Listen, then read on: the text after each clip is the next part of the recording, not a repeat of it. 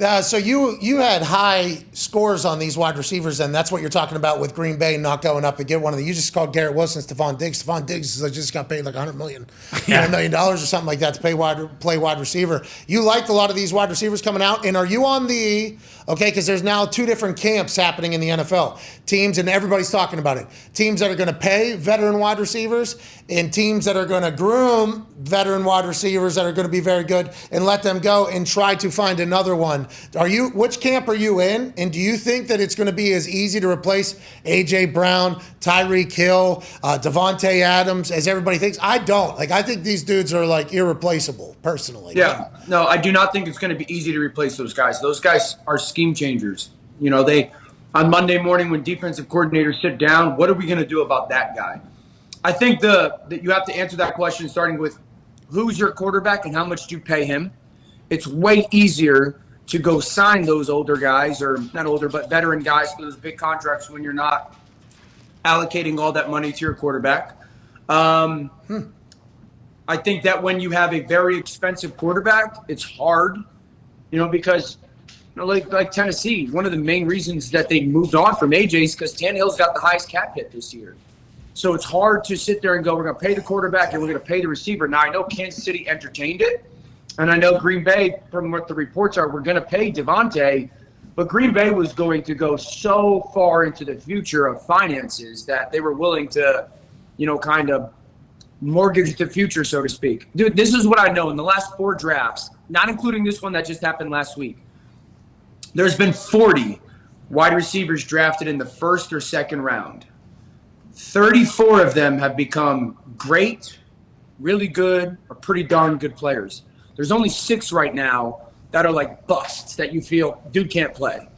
So we are seeing a surge of these receivers being able to come in early and younger. Do you think that's 100% because now let's take out how incredibly gifted athletically all these guys are because they've been training at a younger age, I feel like, since the beginning, but we're much more of like a scheme offense. So if you can run the route that is drawn, everybody can kind of do it, as opposed to the dudes who can make their own plays, get themselves open, they have a bigger catch radius. It's almost like now the scheme is more important than all that. If you can just run that route good, the scheme will be able to indicate who's going to be open, which is what all the older quarterbacks are talking about, like the game getting almost easier at the quarterback position as opposed to harder. There's no doubt. Huh, okay.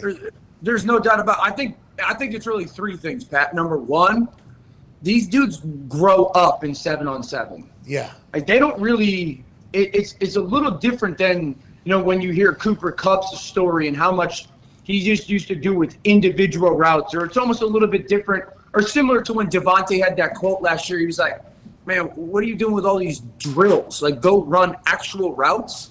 These dudes grow up, getting so many more reps as a wide receivers in 7-on-7. I think the second thing is – hey, think about youth football back in the day. They'd throw the ball in the game maybe once or twice, right? Exactly. Yeah. So think about it. If you start playing receiver at 10 years old and you play till you're 17 or 18 when you get drafted, we're talking about literally thousands more reps in game situations, or at least simulated game situations. I think the second thing is the scheme development.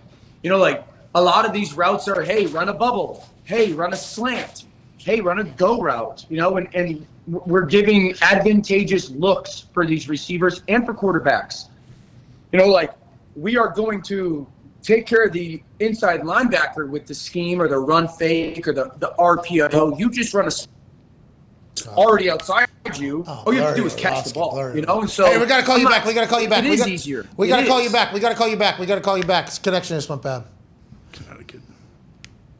Why you got to bury the state on that guy? Because, that's where he is. Yeah, we don't know. That's what happens in Ohio. He's probably at his beach house. Yeah, could be. See how tan he's got? He looks good right now. Yeah. Nah, no way. Orlovsky good. Danny's got to be in Connecticut because when ESPN calls him in for a last-second segment at 9:30 tonight, he's got to be able to get in there right away. And he's got to cut like a 10-minute promo on something that, hey, you got to watch all the film. Yeah, exactly. Hey, Dano, you're back. Hey, we're talking about how younger wide receivers are adapting to the game so much easier because 7-on-7 is giving them literally thousands and thousands of more reps than anybody in the past. Yeah. And also the scheme making people open and helping out the quarterback, which I believe you said, and we're starting to describe how a scheme scheme will help take away a linebacker that maybe was a problem in the past.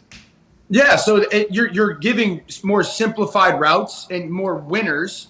I mean, that's also, Pat, why we're seeing the completion percentage for quarterbacks go up. You know, what used to be, hey, if you completed 62% of your passes, that was phenomenal. Now it's like you should complete 66, 67, some of these built-in easy throws. And I'd say the third thing is this, dude. Those guys don't fear getting killed anymore crossing the middle of the field. And the defensive backs aren't allowed to maul dudes 10 yards down the field and put hands all over them. So, like, it is easier. It's easier to get open. It's less scary to know that when I take this 10-yard in route, there's not someone that's going to come and absolutely take my head off. I mean, you used to hear it years ago. Receivers used to not make it because too scared to go across the middle. He can't get off, the jam 10 yards downfield. We don't really hear that much anymore because guys aren't allowed to do it. Dan, you're really good at what you do, pal. Way to break it down. Yeah. And by the way, just because it's easier or let's say softer doesn't mean it's bad for the game. I think people are enjoying it at a much higher clip than it used to. And if guys can be a little bit more healthy from this, but then the knee shots become a problem. I mean, it's going to be a violent game forever, I guess, but it is much more wide open in the middle.